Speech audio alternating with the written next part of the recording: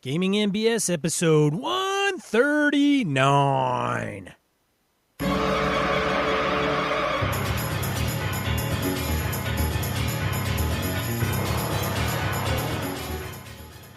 Welcome to Gaming MBS, a tabletop RPG podcast. I'm one of your hosts, Sean. And I'm Brett. Welcome to the show. Welcome back if you've been here before.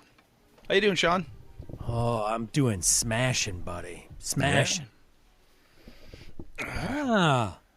So we had Sean and I got out for a little motorcyclage this last weekend here, and didn't put on as many miles as we wanted to. Rode out with some speed freaks. Speed freaks. A couple of guys we know have sport bikes, high-end Ducatis and such, and yeah, you get those boys on a flat or a real nice twisty that they know really well. They're like 110 miles plus an hour gone.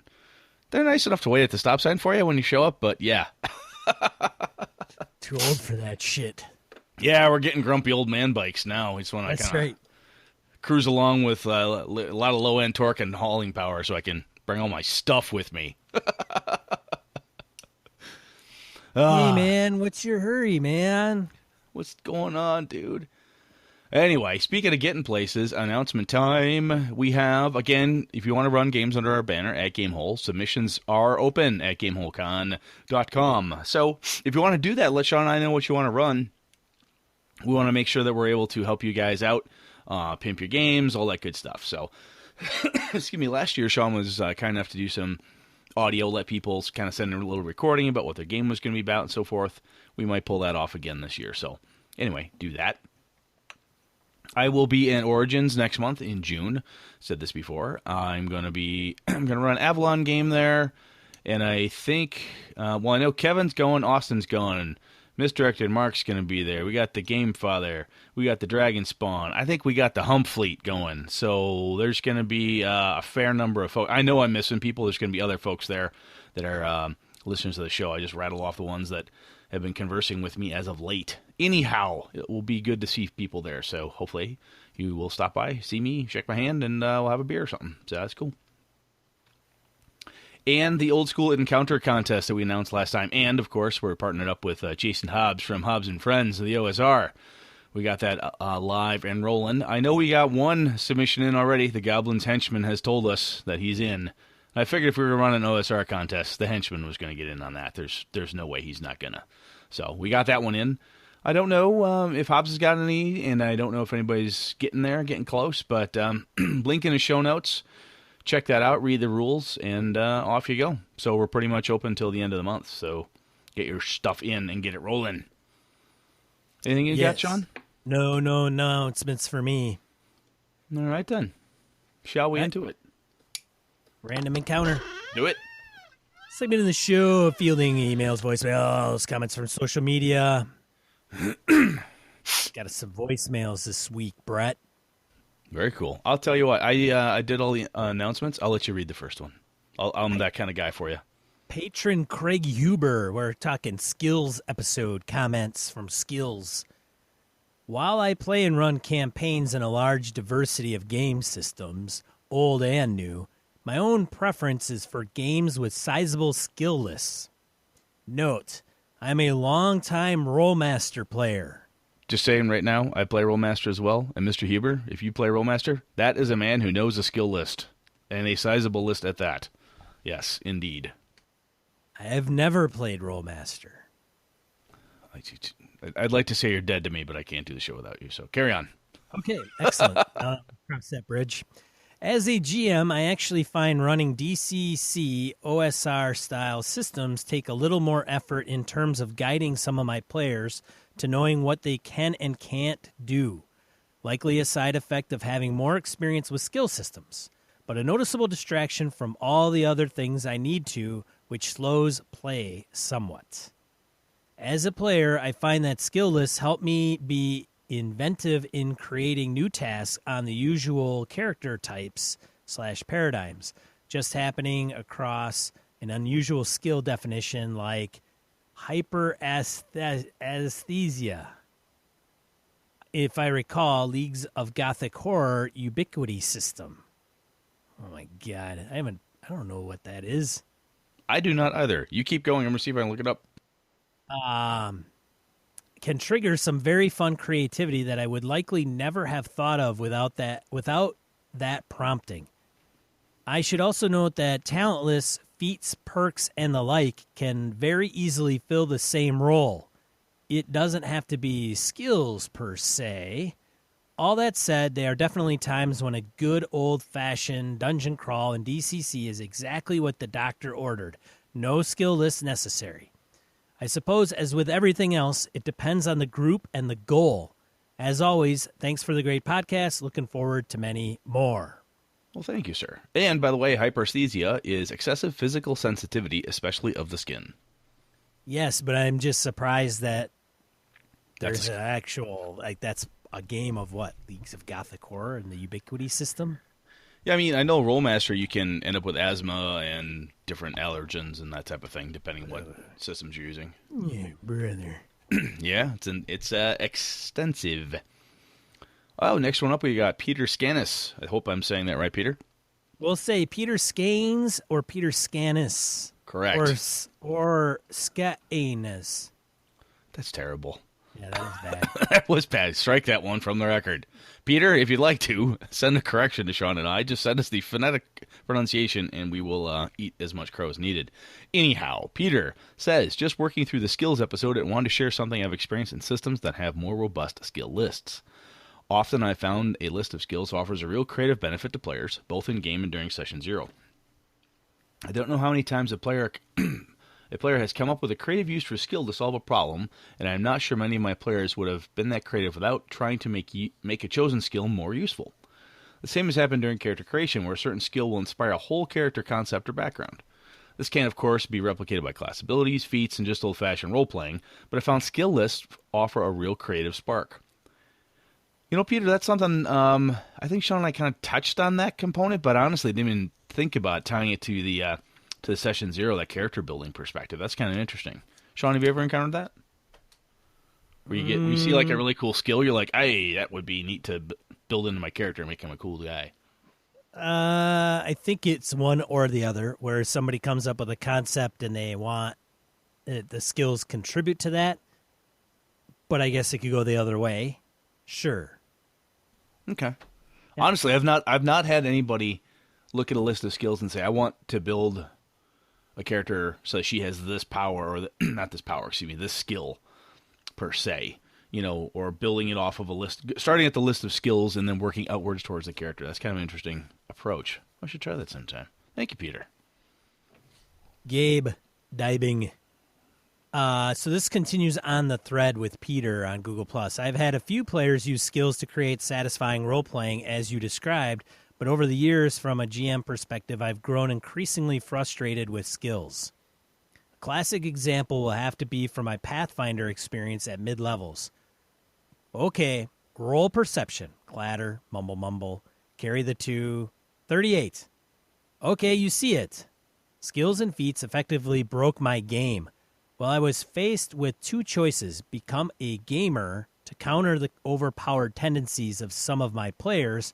What I mean by this was that I would have to start studying up NPC and monster tactics to counter various PC abilities, making the game, to me, more like a tactical strategy war game rather than role-playing. Or figure out and embrace a different kind of role that overpowered PCs were supposed to assume at that time as lords and ladies of various domains. Get more into the politicking, another aspect that didn't necessarily appeal to me. This is the main reason that I moved into OSR methods and systems of play. I can genuinely ask myself, should the PCs be able to see the silent, invisible sludge, no matter how high their rolls? Of course not. My antipathy to skills and other skill-like mechanics grew to such a point that any cursory curiosity about a new system had me making a snap judgment about it by looking to see if it contained a skill system. One more aspect about skills that bugs me is how, for me, the systems tend to slow down gameplay. I find my group spending too much time trying to determine under just what skill a certain action falls, or, conversely, searching the list for a skill that isn't even in that particular game. Of course, the answer for most of us will be balance. Just the right level of crunch in game systems, and it seems that the new 5th edition of the most popular game does that just right. I haven't played the game, but its constant praises has me looking at it, and I'm impressed with how the designers have reduced the skill list down to core essentials. I have yet to see or hear how they scale through gameplay, though. Well, I'll tell you, I have Sean and I have both played. Sean's played actually more scaling for with 5th edition. I think with the stuff you played with Doc and Jimmy and those guys, I have not had a problem with it. I actually find that that list to me is pretty much the sweet spot from a length and description perspective, and being that everything's tied to, proficiency bonus plus your stat, it's pretty lickety split fast. It's pretty nice. So I've not had a problem with it. Sean, what do you think? Scaling, any issues? No, we played up to, in one campaign, we're up to about, I think, 13th level. It's a very slow, gradual climb as far as power goes. And the skills, because they're based on that proficiency bonus, you're not going to increase the skill. It's going to only be based on the proficiency bonus. So you don't get skill points every level or every 4th level. So it's not going to, and even then, your proficiency bonus, which is just a number, is only going to increase every so many levels, like every, I can't remember. I don't have my PHB in front of me. It takes a few, though. I mean, it's not like 1, 2, 3, 4, Yes. everybody's jacking up. I mean, you stay at that +2 for quite a while. Yeah, you do. You +2, +3, you might be there for 3 or 4 levels before it pops up 1 digit.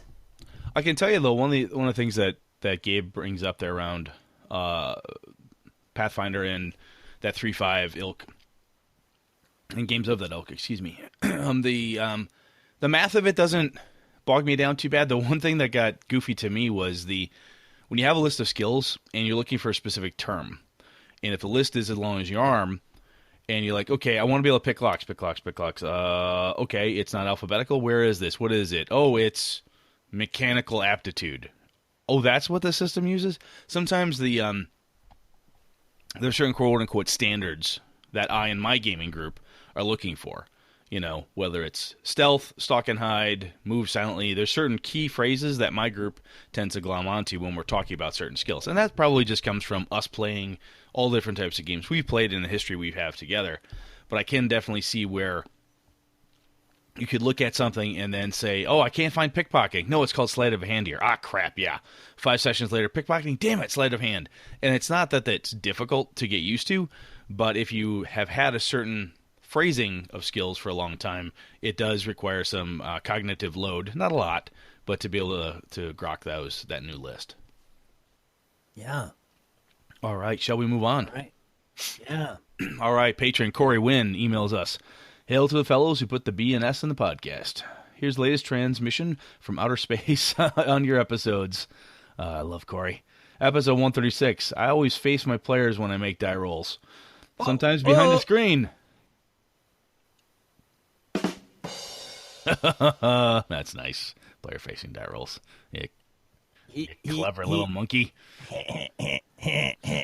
137, he says, our session 0 is held the same day as the last session of the game we are currently running for my main gaming group. We all get together about an hour or two before our final game of a campaign to roll up characters / talk about the future games. We play once a month for 6 or 7 hours a night rather than miss a month of gaming. We give a heads up, what's going to be run the next couple of months ahead of time, so we can make characters in that final session, have a nice campaign, so we can dive right into the next month to a new game. My 3.5-year Pathfinder game is done, so we're now playing Shadows of the Demon Lord, in which my good friend and GM Chad is running. That's a pretty neat setup. If you've got that type of cadence where you give the forecast and say, hey, this is what's coming next, that's pretty cool. Episode 138, Skills. I agree with your middle-of-the-road position.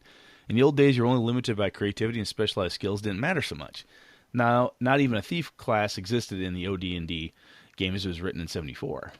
Check a newsletter, or later the Greyhawk supplement, for the thief class first appearance. Speaking from a D&D/AD&D perspective, it was kind of neat to see the other options arise through later Unearthed Arcana and Oriental Adventures and become more defined in 2nd edition AD&D, as that opened up, to my mind, a cool toolbox of secondary skills and proficiencies to help define what a character did. I wonder if those arose from arose as other games such as BRP-based and competitors had skill-based systems, and then the major floodgates opened with 3X and all kinds of skills and more so feats. When I was younger, it was awesome as it was a way to avoid cookie-cutter character. There was eventually way too many splat books and too many options that became tough to track them all down. Nowadays, I like the simpler systems. I feel that if you have pre-printed skills in a character sheet, that sometimes players feel they can only do what they have points in a way to metagame the whole, oh, I don't have any points in my computer skill, but do you do so to make the hack roll? In my opinion, in some way, what was once meant to be a plethora of options has been sometimes played as a plethora of limitations, as people try to role-play their character as a rigidly defined persona based on ability scores and skill feat things, and metagame away if their player feels their PC doesn't meet the requirements, or doesn't think they can roll high enough to beat a DC target. What do you fine prognosticators of an RPG lore think? Mr. Corey, Man of War, win. Huh. Sean, what do you think? Yeah. That was very insightful. I would iterate what Corey mentions. I don't think it's any secret as time went on and skills and feats were implemented and it became more of a class I would say there's bigger differentiators in some of the 3X type games, specifically D&D or even Pathfinder, than some of the classic D&D, even though you had races class, which is a whole other topic. But when you pick Rogue, man, there's no question on what kind of stuff you are going to be accessing in that class. If you are, Fightor, you're going to have Fightor feats. Where back in the day, besides maybe one or two, or just it's not as specific. No, it's not. And I do think that there are, when I have played with newer gamers, especially when I played with the gaming club in my hometown, or even with my son and some of his friends when I've gamed with them, if you have a list of things and you don't have, a pip marked next to it, sometimes people are like, oh, I can't do anything that's not marked, right? And in RPGs, you can pretty much try to do anything, And we talked about this a little bit during the last episode, and I do think sometimes the limitations there can force certain players to perhaps rigidly pursue a very quote-unquote limited approach. Your better players don't get into that. I don't see that with your better gamers, but it can be something that your experienced players and game masters coaching and mentoring the younger player, not necessarily by age, but just inexperienced, better than younger, an inexperienced player, coaching them through that, saying just because you don't have any points in firearms doesn't mean you don't know how to point and click. It's a gun. Right? Have you seen a TV show? Yes. Okay, you could try to figure it out. Perhaps there's a hard penalty. Sean, is there a penalty for using something unskilled? Yes, says Sean. Okay, fine, do that. So there's ways that you can help coach and mentor the less experienced, which helps them break out of those conceptually rigidly defined personas that they're not aware of that they can actually break out of. So cool, good stuff, man. Oh, and we've got some voicemails, brother. So lay it on us. All right. Hey, Brett and Sean. This is Nick in Texas. Long-time listener, first-time caller. Anyway, maybe I'm a bit late, but I wanted to comment on the Session Zero episode. And for those of us who don't live in the land of cheeseheads and eternal gaming, I was thinking one of the elements that may have been missed in the conversation about the Session Zeros is the much more common experience for me when playing online, where you don't have, a gaming group of friends for years and years, and you've got people sort of constantly coming and going, and there's always that, potential for the awkward interaction here and there when a new character joins or somebody leaves unexpectedly in the online gaming world. So wondering if at some point you guys could comment on the best practices there about integrating somebody into the adventure or seeing a sudden and unexpected departure, especially in the online arena when it's a bit anonymous. So thanks again. Great show. Appreciate everything, and good luck. Yeah, well, you meet an end. Hello, worthy adventurer. I am adventurer number 5. You look like a worthy adventurer. Would you like to join our perilous quest? You know, Nick, we've kind of touched on this bits and pieces here and there throughout the 100-some episodes, but I don't think we've really gotten into, and we've talked a little bit about online gaming, but yeah, there's something to be said for that in some of those, and Hobbs talks about this a little bit when I've chatted with Jason around how, when you're gaming online with people and there's an ebb and a flow, and you've got like 5 people this week, 2 next week, hey, so-and-so's out, this other person's in. Even Sean and I, when I started gaming with Sean in his group, he had some openings because he had 2 people just drop off, stop showing up to games. So he's like, Brett, you want to fill a seat? So that's how I got plugged in and met some of the guys that he was gaming with. So, yeah, you know what, Nick? I think that's definitely worthy of a topic. So that's going in a bucket. Yeah, all right. I like that. You look like a worthy adventurer. Get over here. Like here. I said, Brett, I should just at freaking Gamehole, man.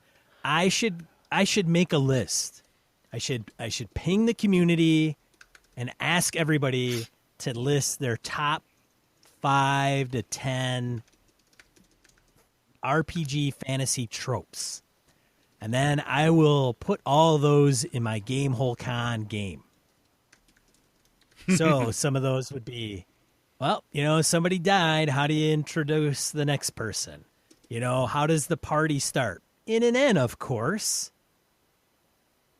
Or is it, the next dungeon, the next room over in the dungeon happens to be a prison, and in the prison is this character. I mean, who's not done that one? So there we go. Yeah. All right. Kinds of good stuff. It would be Sean's Amazing Trope Train. That's right. I love it. Right. Another email or voicemail from Chris Shorb. Oh, jeez, man, I gotta hit that button. Hey guys, it's Chris Shorb giving you guys a quick ring. I'm a little bit behind on the podcast, but I was just listening to the player-facing die roll episode. Good episode as always. A lot of great commentary from the listeners. But my reaction as you were going through, sort of towards the end, I realized I kind of had an epiphany. So thank you for that. That truly the player-facing die rolls really does inform the play.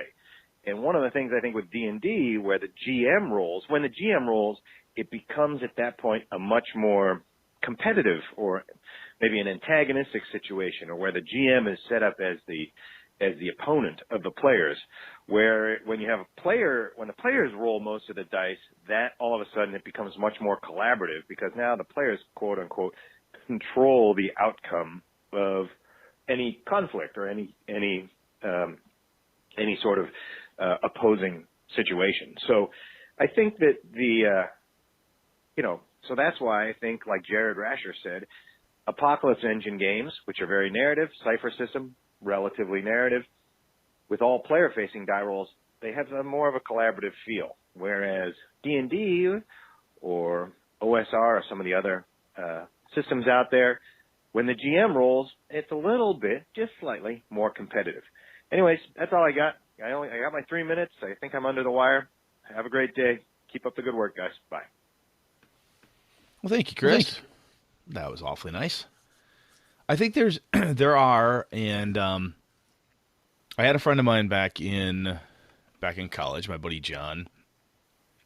Franks used to, when he would run, it was obviously, he would tell you flat out, he's like, you are all against me. I'm the DM. This is how this works. That was how he ran his games. He loved also playing collaborative games, but when he ran, that was how he liked to run. You were trying to beat him. He was a very antagonistic bro. He fucking told you right out of the gate, like, look, here's how this goes.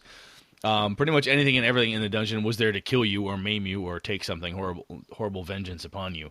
I know some players that I've talked to. I don't know if I don't want to name names because that would make people mad at me. But I have talked to some gamers over the last few years, and I do think some people like not having some of that control in their hands. They like to have that, not necessarily antagonistic, but have somebody rolling against them. Some sort of the fates are either on my side or not on my side, based on what the dungeon master, the game master behind the screen what he or she is doing.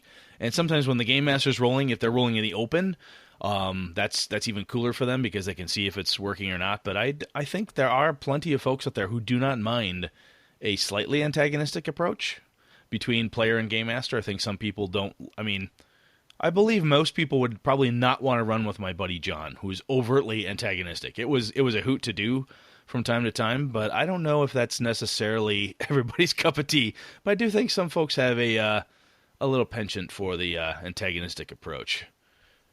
What do you think, Sean? Got anything on that one? Oh, yeah. Yeah. I think it just, I mean, I get tongue-in-cheek when I start talking about trying to take the players down, and you root for the, I roll a die and it's crappy and I'll be all mad because my monsters aren't smashing people's faces in. Oh, I do that all the time. Yeah. I totally do that. It's kind of, I think that It's a tension builder, really. there's rules and versus rulings and rulings versus rules. And I still think that, I think old Gary, he was that guy that really wanted to take it to the players. I think it's that game. It's got some of the, I don't care if somebody tells me, well, it wasn't the intention. I don't know. Because I remember I've heard stories of Gary getting like behind filing cabinets and nobody could see him. And he would just talk about what's in front of him. But, anybody that would come up with a Tomb of Horrors is not a non-adverse GM. So, I mean, yeah, you know what I'm saying? It's not like that was designed to be a walk through Candyland. That was a little bit more brutal. There wasn't any like, hey, I'm going to root for the players in this. No, Maybe there was. I don't think know. so. I'm not Gary Gygax. Based on the Return to the Tomb of Horrors, the intro that Gary did for that one, based on what he said there, I would not say there was any rooting for the players in that. It was a gleeful way to destroy players' characters and players' egos, who thought that they had unbeatable characters, that there was no dungeon they could not conquer. So yeah, different approach, and some people like it. And as Chris was saying when we were talking about the player-facing die roll, I think that there is a level of collaboration that the player-facing die roll does and help enforce, or at least kind of bring to the front. So kind of cool. Yeah, Chris I think hits it on the head when he says that when you're doing Powered by the Apocalypse or even Dungeon World, you are rooting for the players. You want them to do well. You are like, yeah, yay, it's good. But it's not the same when you're dealing with, like, I have monsters and I'm rolling to smash faces. And especially when you are, I think even the more tactical the game is, that's even, heightens that even more. So if you're running we always point out Pathfinder is the most tactical, which I'm sure other people may argue that it's not. But regardless, I think when you're running a game such as Pathfinder, I'm telling you, if you're a GM in Pathfinder and you've got players that are really, I say really good players as in they know the rules really well, they optimize their player characters very well, and they're doing it within the confines of the rules, and you give them encounters, you better know how to leverage them or they're just going to walk through a lot. Like you could have a CR 20 and play it like crap if you don't know everything that baddie can do. Oh, I have many examples of where I had a group that were like, they were the perfect SWAT team of optimized characters in 3.5 and Pathfinder. They could walk through. I could throw something at them 4 levels higher. They would eat it because they knew more collectively about how to do stuff than I did. Yeah, that's something to be said too. If you get a group of players versus one game master. Now, Doc is a buddy of mine, and he's a good GM, and he knows rules really well. Like every time we play, he's the guy that knows all the rules. He just memorizes them all. Plays a lot, GMs a lot of Adventure League. And I can second that because I've thrown stuff at Sean like casually at GaryCon or at Gamehole when Dockin over here goes, actually it works like this. So he's like my buddy Alpha. They know that shit. Yeah, so when Doc runs, when he runs a CR 20, you got to come with the heat, and it's usually he'll bump it up a couple because he knows we're good players. but he also knows the deal, and he'll pull all kinds of crap out of his ass, and it's by the book, but it's like, holy crap, man, you know, we're getting the big hurt put on us. And so, yeah, I don't know. That's a whole, I mean, that debate can go on for a while. No, and again, it's different games for different people. That's why there's tons of different ones out there. It's the golden age of gaming, as I've said many times. So, yeah. Well, Chris and Nick, thank you guys for taking the time to call in and give us some verbal thought. Shall we move on, sir? We shall.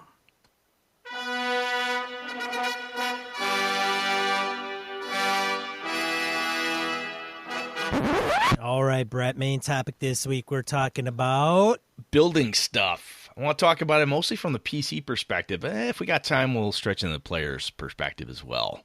So you're talking about like wood, nails, bricks? Yes, in some cases, yes. Talking about castles, keeps, towers, fortresses, taverns, shops, custom magic items, spells, potions. Tall or short buildings. Yes. Square footage. Yeah. And he took it too far. And that's when the show died right there. Oh, Yes. Oh, you mean building verb. Yes. Not building noun. Yes, you dick. But you could be talking about building noun. As I said, in part. So, here's the question, Sean. Let's take it as I'm going to ask you first. When you were a player, oh God, either back in the day or even now, do you as a player have any desire for your characters? Like you have a character who goes, oh, I want to eventually build a wizard tower. I want a forest keep. I want to build magic items or custom spells, tavern. I want to own a shop or something. Does that, trip the Sean trigger when you're a player, or is that not even something you want to do as a character? I don't believe in that capitalism bullshit, Brett. Almost spit beer all over my screen. I think the government should be able to. I think everybody should just kind of be like equal. I just need a hut. Everybody should have a hut. Like a hut. Like nobody should be sleeping on the streets, but nobody should be living in the big castle. You've some weird communist approach to gaming. This is great. I like to have. I think as a game master, I think that's my goal. I should just all the players that run with my game. If you got aspirations, it's not going to happen. It's not going to happen. Everybody gets a hut. Shut up. That's all you get. That's right. Hut and a loaf of bread. Hey, everybody stays warm. Nice. Everybody's got full bellies. All right. So seriously, adventurers. No, seriously though. When you were younger, did you ever look at like playing the old school stuff? Say, oh, I should be able to build a keep because I've reached this level. I said it on an episode before when we conquered Ravenloft. I got the castle. That's true. I was playing a paladin. Okay. So they rolled up like here's the chances, and I think we even took into charisma into consideration, and I became the new ruler of the land of Barovia. I was like, yeah, I got my buddy printed off all the 3D maps out of Ravenloft and said, here you go, here's your castle. I'm like, yeah. Of course. Did you do anything? I think I still have that player character. Did you do anything with that character after that, or is that like the end of the campaign? It was pretty much the end of the campaign. So I had when I first started playing, and you're going through my Messner stuff, Redbox, and so forth, or even AD&D, you get to the named levels, and certain named levels, hey, you can now build a keep, or a tower, or a castle, or a fortress, or a church, or whatever the hell you could build. And there were rules sometimes buried within different mechanics of depending what system we were doing. And a lot of time, I only had, I think, a handful of guys. I was never one of them that wanted to build something like that. My buddy Dietrich had we were the Warriors 3. That was our little name for our group. Dietrich, Mike, and I. Dietz decided, I'm going to be this duke. So that was a goal he had. So we carved out this chunk of land. This noble owed us a boon. He gave Dietrich's character a dukedom, and he built a tower, and he built all this other crap, and we had this land we had to rule and lead and deal with different things. It was really the first time I'd ever it was the first time I'd ever played D&D or any, excuse me, RPG at the time where we owned stuff. You know, houses, buildings, property. We had square miles and miles of land that we had to patrol. When kobolds or somebody would come in, my buddy Eric's running the game, and Eric Schaefer would have, you know, some peasants show up, knock, knock, knock. Sir, Lord, your lordship, there's kobolds invading in the eastern. Oh, fuck, they're back in the eastern woods. Ah, damn it. I'd roll out there and get rid of the kobold problem. Oh, there's a dragon in the north. Motherfucking dragon. But that was the thing. And then political intrigue and all that crap. However, generally speaking, in my fantasy games, I do not have people who want to get into that too much unless I'm running a city campaign. I found that when I change the location from a murder hobo-y, using the term lovingly, but when we travel from place to place, nobody wants to be tied down. When I'm in a city campaign, though, like in my Avalon setting, people are perfectly fine to buy a tavern, a shop, or something, or a boarding house, and have that as a base of operations. So, Sean, do you encounter any of that type of thing in your? I'm talking fantasy games right now. You know, I haven't had a campaign or been in a campaign where we were doing that type of climb. We've been currently. Will be currently. It's kind of put on the back burner right now, but we are typically in service of a duke, so we have access to the throne, whoever that may be, or at what level. Gotcha. And we're kind of their go-to. We're the high level group that dictates. I mean, Jimmy's character had what are they group of the Bloodhounds or something. Anyways, but he was in charge of that group. So when there was, like you were mentioning, the kobolds, the kobolds are coming to get us. It would be like, hey, there's lizard men in the marshes coming from the south. Go down there, take, a couple battalions of troops and get rid of them. So you guys are like the big level troubleshooters. Yeah. And I was the strategic tactician that would advise and even then we would have higher level officers, and then I would tell them, like, this is what we should do and this is what they should do. And then we'd have a rogue that would kind of go on I'm going on a tangent. Regardless, so it wasn't like the kingdom building piece, but we were high enough. I mean, one of the guys, Brian, wanted a plot of land and to build a tower. And Doc, the DM, was like, sure, okay. We went on a few adventures, had enough money and enough downtime, which is more D&D related mechanics, and he allowed him to say, okay, you did this, you did that, sure. Bingo, bango, you got a tower. Yeah, it might take time to build. No, of course. Yeah. And then, of course, Brian would talk about, well, now I got to charge taxes or whatever, or provide stuff, but we didn't get in past that, really. Now, we may be getting into that when we return back to the campaign. Okay. Now, I know one of the things that Hobbs and I have talked about a couple different times is Axe, Adventure, Conquer, King, which is a game system he loves. And the whole premise is you're Adventurer, Conqueror, and King. You're working your way up the food chain to eventually own and maintain. I've not read that system, so I can't get too deep into it. Might have to pull Hobbs on one of these days just to break that down for us. But there's obviously mechanics and stuff not buried, but I consider it buried. It's kind of somewhere in the DMG, like, hey, if you want to build a thing, AD&D used to have it all the time. Oh, if you want to build a castle, it costs this much for laborers, this much to have a sorcerer, or this much to have a savant, or a blacksmith in your keep, or whatever it is. I'll tell you, though, the one place that I found, apart from urban adventures for fantasy, and I know there's tons of people out there that are going to say, oh my god, we built this huge castle in the middle of it, we built a wizard's tower, or whatever. I get it.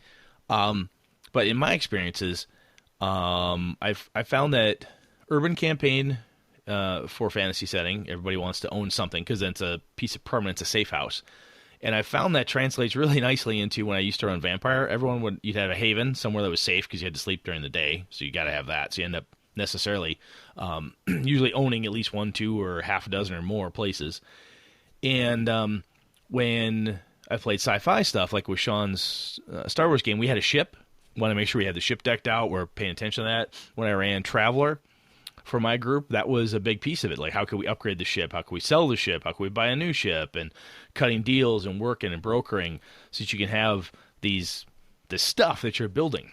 In a sci-fi game, having a ship because you're traveling, as in Traveler, or as we were in Sean's game, necessary, right? Because you're having adventures, and that is the thing that takes you from point A to point B, and lets me as the game master, breach the hull, have horrible Kzinti attack my crew, and blah blah blah.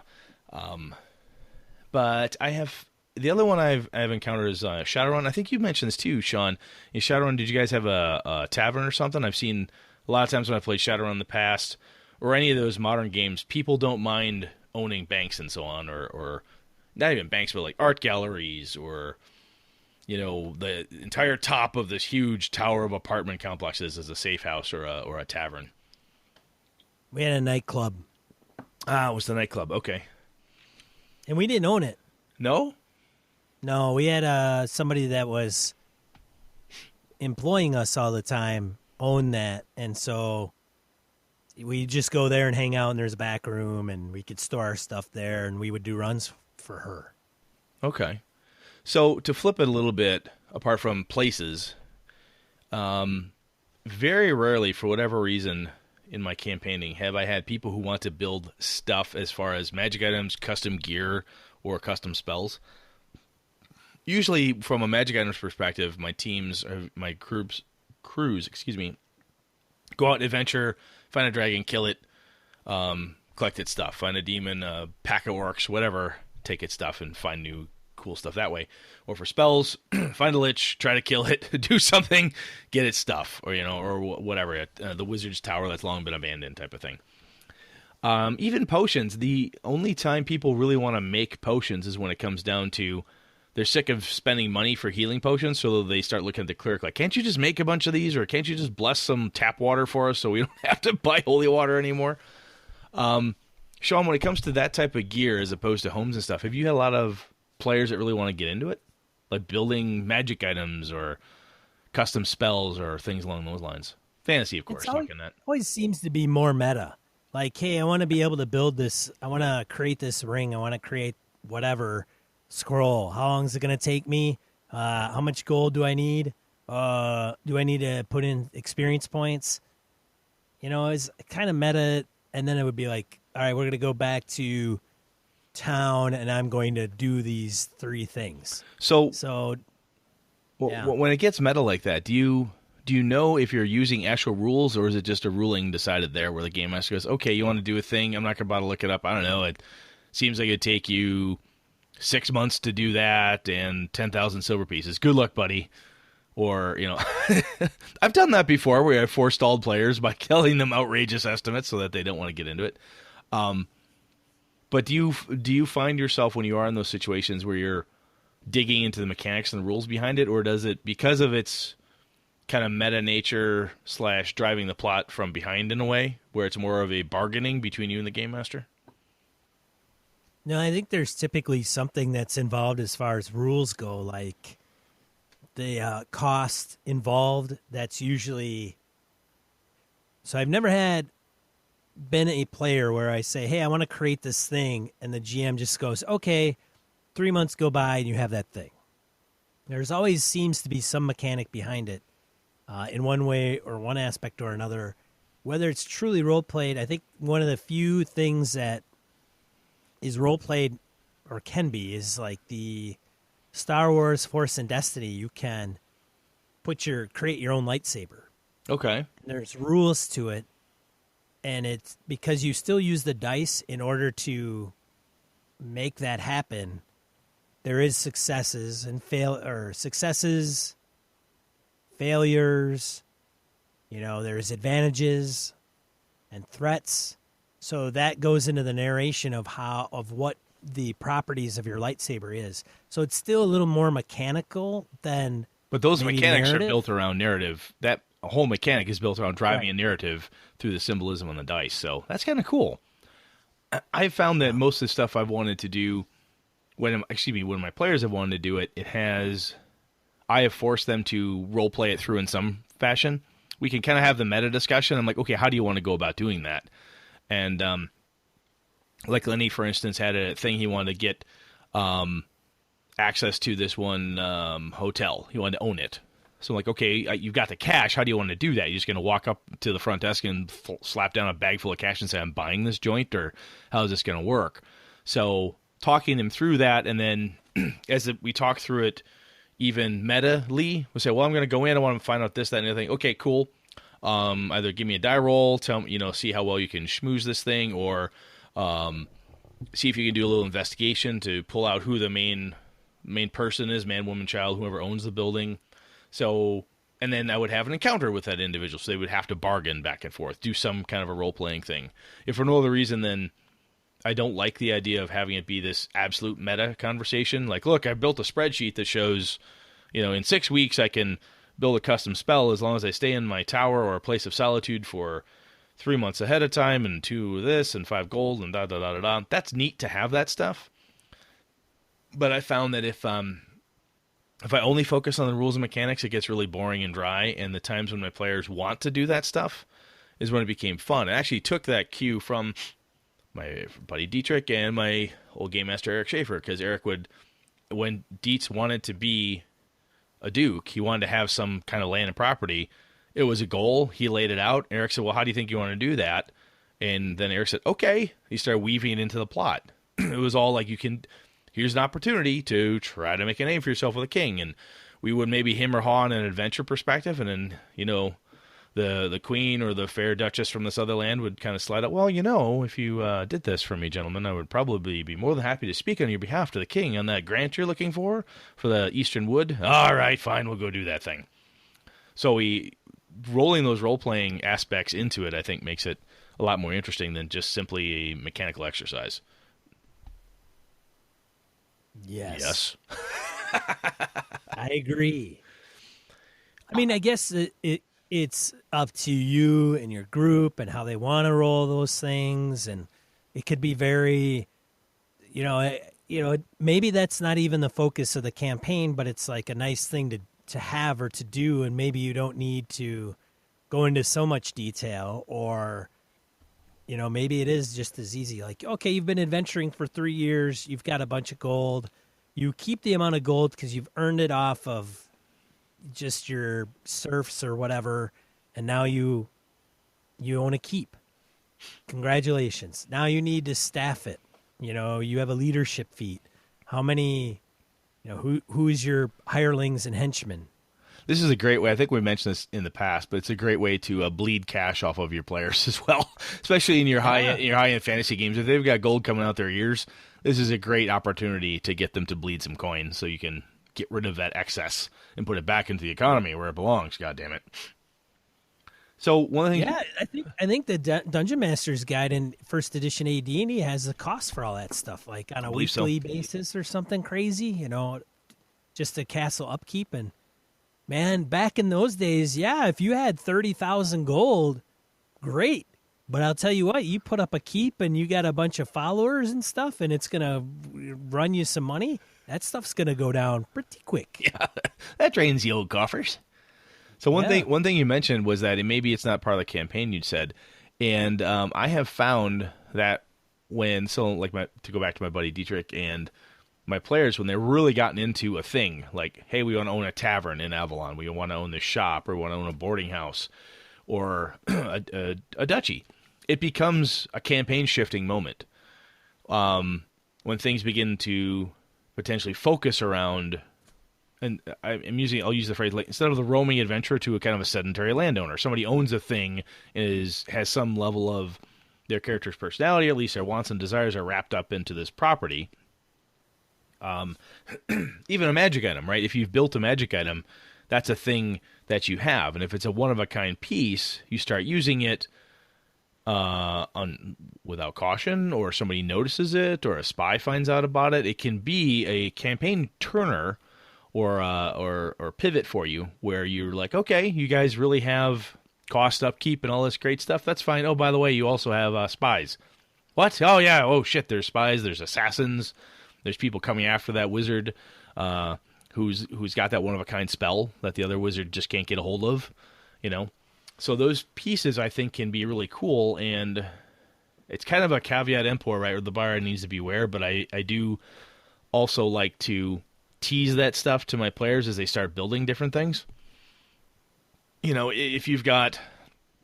Sean, I think you talked about even that that nightclub in the Shadowrun game. You get too involved in the thing, it doesn't take long, and Jimmy's going to start, you know, a couple gunfights in the nightclub, a couple threats in the nightclub. It becomes a place that you need to protect, and it's almost like a dependent NPC on you to have to keep this thing up and running. Yeah. We ran into where the owner got shot up, and then it was somebody who laid claim to it, and we're like, nah, that's not going to happen. And then I don't know where that left off, but it's something to that effect. It didn't get into too much of the maintenance upkeep piece of it as much as it was more in the middle of a turf war. So, I don't know if you've had experience with this, but the biggest piece for me when it comes to custom magic items or spells, castles, keeps, fortresses, towers, shops, blah, blah, blah. There's a bit of a power creep issue, potentially. Balance, if you will, and depending if whether you give a fuck about balance. But when you own something, then you can, like your buddy was saying, you can start taxing people. You can start doing different things. You have pull within a political system or whatever. But a lot of times when it comes down to individual special stuff, I had a player at one point who wanted to build some really high-end technical crap in Avalon, and his idea was, if I built this stuff, this kind of a steampunkish scuba set, the easiest way to describe it, it was like a lifelong goal, like this huge life quest that he had. The guy had a very, he was a little upset that I wouldn't let him have it within like the first 2 or 3 sessions. I'm like, dude, this is like a life's quest to build this thing. Anyway, that aside, custom magic items and custom spells, whenever I've run into that, I've been much I usually say fuck the rules, but when it comes to that stuff, I usually want to make sure that I don't want to go too crazy on breaking balance all the living hell. So when it comes into making those things, I usually crack out the rulebook for sure and see what it takes to do that. So that way I'm not allowing some bizarre world end or something that my player and I had no intention of it being that bad, but come to find out this custom magic item, spell, potion, even a custom laser blaster, just gear of that nature, that it could be quote unquote unstoppable in some way. Then I when they want to do that, I tend to crack into the rulebook a little bit deeper to see what that takes to build it, which usually shies people away from it pretty quickly because of the time.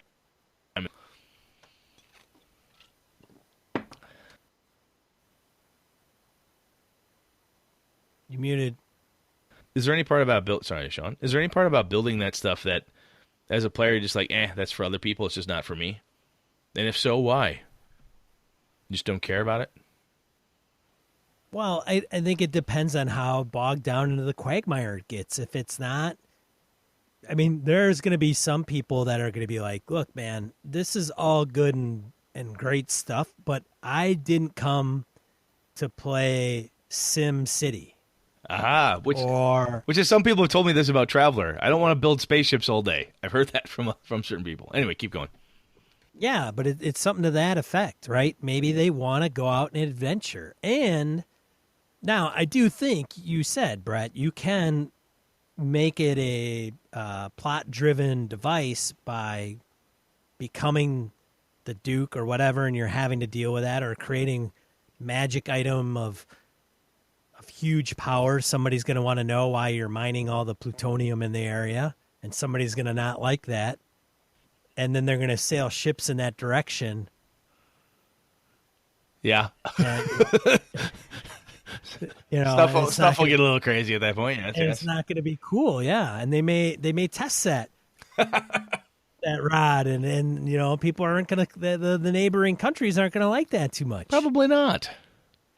So, yes, you can drive that and make that an adventure and have people dealing with that. But at the same time, people are, there's going to be some players that are like, look, man, I don't want to do that. I don't want to sit by and have the GM talk to Brett and how big their keep is going to be and this and that and what the economics are behind it. No, I hear But you. then it depends on how you implement it as a game master. No, I think you're right. I think you're absolutely right. If you do it, if you actually make it part of the plot, and this is where it gets kind of goofy in that as the game master, you need to be able to pivot with it, right? Because somebody's going to come up with this idea, and you're like, wow, I really had you guys going kind of from place to place as a hex crawl to find something really cool for the king. And in the process of doing this, you decided to, screw these bandits. I'm going to become a bandit king. This is much easier. I can do this thing and I take over. So if you're not ready for that kind of paradigm shift, if you will, it could be a little shocking. I've encountered that a number of times where players have gone after some dungeon I designed or a keep of ultimate evil. They've gone through, kind of defeated everything in there, and it said, "Okay, this is ours now." My mom and my sister, back when I was running Middle Earth role playing for them, we cleaned out my DM NPC and their PCs were going through this castle. We cleaned out these bad guys or whatever, and my sister looks at my mom and says, "This would be a great place, like, to just have all of our stuff. We could build a keep and we could take care of different things." And it turned into this. That was the center of all of our adventuring from there. And I'm positive somewhere in the MERP system there are mechanics for it, but at the time I had no idea what they were. No one had done anything like that to me before. And it was like, okay, how do we do this? What does it cost to have, a blacksmith and servants and this, that, and the other thing, and how they wanted to run it. So it was kind of interesting, and it was a very obvious player-driven shift. My mom and my sister both said, "Hey, Brett, we want to do this thing." Just through their gameplay and their talk, like, "Hey, we want to change it. We don't want to just roam around Middle Earth anymore. We're high enough level. We want to kind of put roots down and go from there." So sometimes your players are very obvious in that space, but I think one of the things from a game master perspective we should do is ask those questions. Basically, why do you want to do this? It's amazing what you'll get. It was, well, I just want to have I want to have a fireball, but it's like an ice ball. And then you can look at them and say, well, there's a different feat you could use that actually just changes the element. You don't have to create a whole new custom spell. Oh, well, then I'll figure out how to do that. I want to build a keep because I think it'd be cool to have like a place to store all the shit we've been digging out of those dungeons. Or I want to buy a ship because we want to be able to go off this stupid planet and get to the next one. Asking those questions, I think, really helps because if your players don't know why they want to do it, other than they're just bored, maybe if that's a sign too, right, Sean? I mean, if the players are bored and saying, "Hey, I want to go build something. I want to, get into carpentry so I can build all my huts for my beautiful empire of everybody living in huts," as Sean said at the beginning. This lets you ask them what they want to do. So instead of guessing, if they don't lay it out for you as nicely as my mother and my sister did for me, "Hey, Brett, we're going to go do this because this is what we want to do." Don't be afraid to ask those questions. Why do you want to do it? You sure about the cost and upkeep that Sean talked about? You guys want, if they're not telling you directly, so you want to stop being roaming murder hobos, you want to go right back to the sedentary landowner perspective? Well, not sedentary, but I want to do something like ask those questions. Sometimes ask a black and white question. They'll hit you back with something in the gray area where they really want to be. Yeah. Yeah. That's all you got is yeah? Yes, you got to talk about this stuff, folks. It's the whole purpose of the damn podcast. If everybody talked about everything and laid it out on the table, we would not exist. That's true. That's very true. That is very, very true. But people don't want to hurt feelings. They don't know how to convey what they want or whatever. And then so we come in and we regurgitate all this stuff. I'll tell you the other thing, and you know what, Sean, I'm going to do a little thing in the notes here. Sean and I are looking at some notes. I'm going to say we cover this another time, right there. Oh, but the other from a stuff perspective, and we've talked about this before when it comes to taking money away from players, and I mentioned it earlier.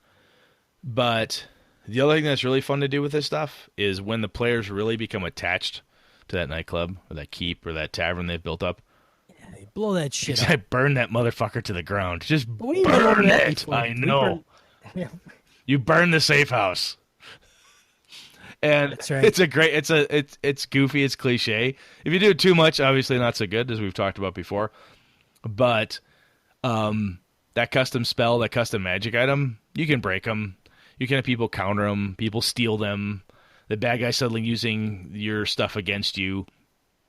There's ways to take that stuff that they have, again, other than some of the traditional things. You can't blow up the guy's castle every week, because if I keep doing that, at some point, Eileen's going to get mad that I kept blowing up her keep. At some point, she'll be like, God damn it, Brett.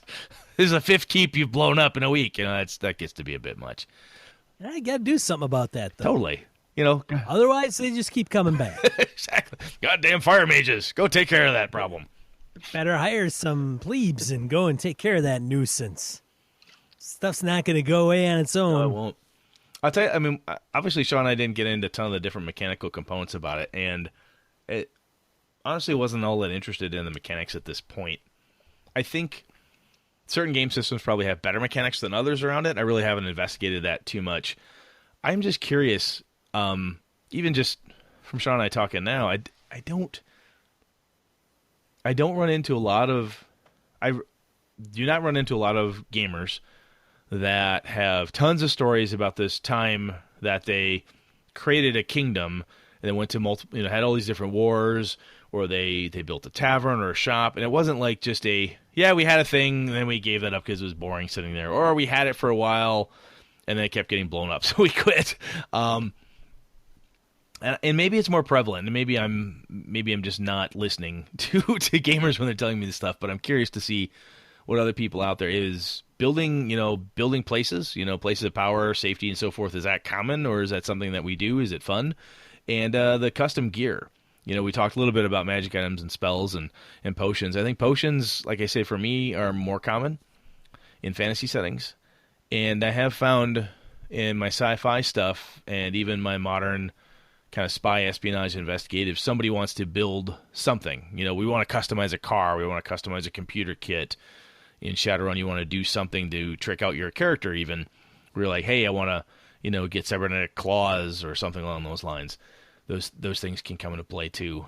And I know in those games, tricking out your PC is a little more common. But right now I just want to talk about some of the external things, not the implants and so forth that you put in your characters, but more of the custom magic spells and places. So, Sean, anything else to add, man? No, I think we should get on to die roll. Let's do it. Rambled enough. Die roll. 2 to 4 miscellaneous points, a game and a geekery you want to share with you. Brett, it's going to be great. It's going to be fantastic. I've got die roll. I've got dice. We got dice. We got rolls. I've got one. It's going to be huge. Forensic scientists were caught a deer munching on a human carcass for the first time ever. So, link in the show notes. Human. But this is why I hunt animals. You get them before they get you. That's all I'm going to say.